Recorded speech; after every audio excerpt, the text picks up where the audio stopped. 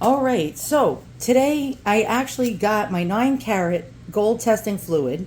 I got this from Amazon, and I got a stone, a testing stone. This one is actually double sided, which is great. Generally, the kits that you buy on Amazon will come with a plastic, little thin little stone that's only one sided. All right, so we're going to test some of the costume jewelry I have. I'm going to start out with the 9K.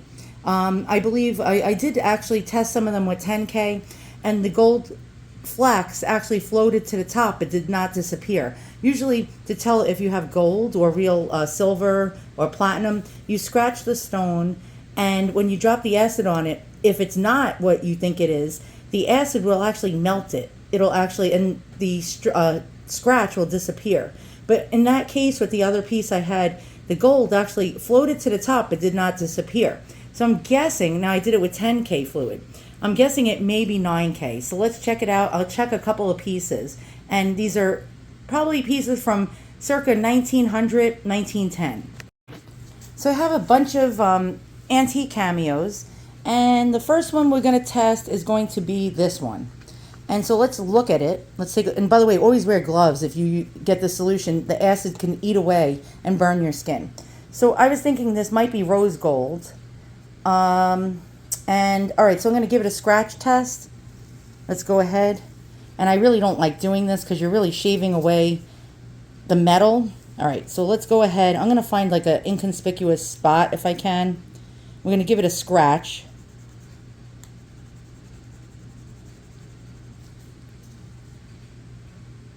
And don't know if you can see that. All right, so now I'm going to lower let me just lower this so we can see it better. All right, I'm going to move this forward.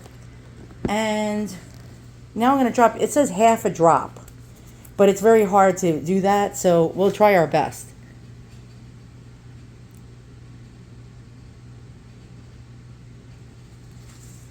And let's see what happens. I'm just going to go like this to distribute the drop down the scratch I made.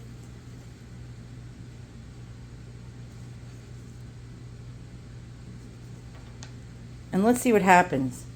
And so far, I don't see any bubbling, and I really don't see anything disappearing. Let's get in there tight. Hold on. I'm going to give it a better zoom. And yeah, okay, so this is definitely 9K. We'll leave it there for a second. Actually, I'm going to just try to get the drop to actually move down, the drop of acid. By the way, if you hear that sound, that rickety old fan, it's because it's November and it's hot in New York still. It's like in the 70s, and I don't like to be hot. All right, I'm trying to get this.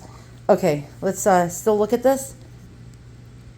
Okay, the gold did not disappear. I'm trying to get a good zoom to show you guys. All right, so it is 9K. So this piece here, I'm documenting this because I'll forget later what's not and what is. This is 9K. All right, let's take our next one, which I doubt is 9K. And here we go. We'll take a look at it. And we'll check out the side. And it looks like a rose gold or brass. Or maybe it's actually plated. And we're going to find out in a moment. So I'm going to get another spot here. Give it a scratch. And I don't like doing this. And it looks very different from the color of the other piece. It actually looks more gold. The other piece was more rosy gold. All right. So let's drop a half a drop of acid, if we can, on here. Let's go ahead. All right, and let's see what happens. If this starts bubbling and almost like smoking, and then you see it disappear, you know that this is not gold. And so far, it looks like, yeah, it looks like we have 9K, because it would have actually disappeared. Let's get in there. You can see the scratch still remains from the other one. Okay, so both pieces are 9K. All right, let's go to the next part of the stone. And I don't even know how to clean these damn things. All right, so this is, here we go, another one that I thought was like a rose gold, perhaps maybe plated. And let's give it a scratch test. And I hate doing this, but we will have to do this for science. Do it for the science. All right. So let's get the drop. half a drop actually. We don't want to put too much on here. And squeeze it out, and let's watch what happens.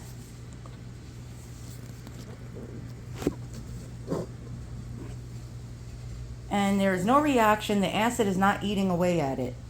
So I'm going to say that we have, and there's a fly. By the way, the fly must like the acid. I hope it lands in the acid and just like dies. But yeah, so our other piece, here we go, is 9K. And let's see, do the scratches still remain on the other pieces? Let's try to get in there. Yes, they do. All right, so we have 3 pieces here. Hold on. Now these 2 pieces I'm not going to test. This is actually marked sterling silver. And this one, I really don't think it's gold at all. It looks like it's like plated. Oh God, here we go. We got a snafu here. You can see like metal underneath the gold. You can like see almost like nickel. I'm going to say that this is probably like gold plated. You can definitely see, yeah, you can see some metal underneath that. It could possibly be silver with gold, you know, gold covering it, but I highly doubt it. All right, so, all right, what did we learn today? What did we learn, boys and girls? All right, hang in there. We learned that usually these older pieces from the 1910 time frame to before the 1910 time frame generally use low-grade gold. And why? Because, like, I mean, they did use 14K and 18K as well, but for the most part, it was cheaper to produce. It was more affordable for people. And the fact that the lower the grade of gold, the more stronger and durable the metal is, especially with delicate pieces of jewelry. So that's probably why they use 9K.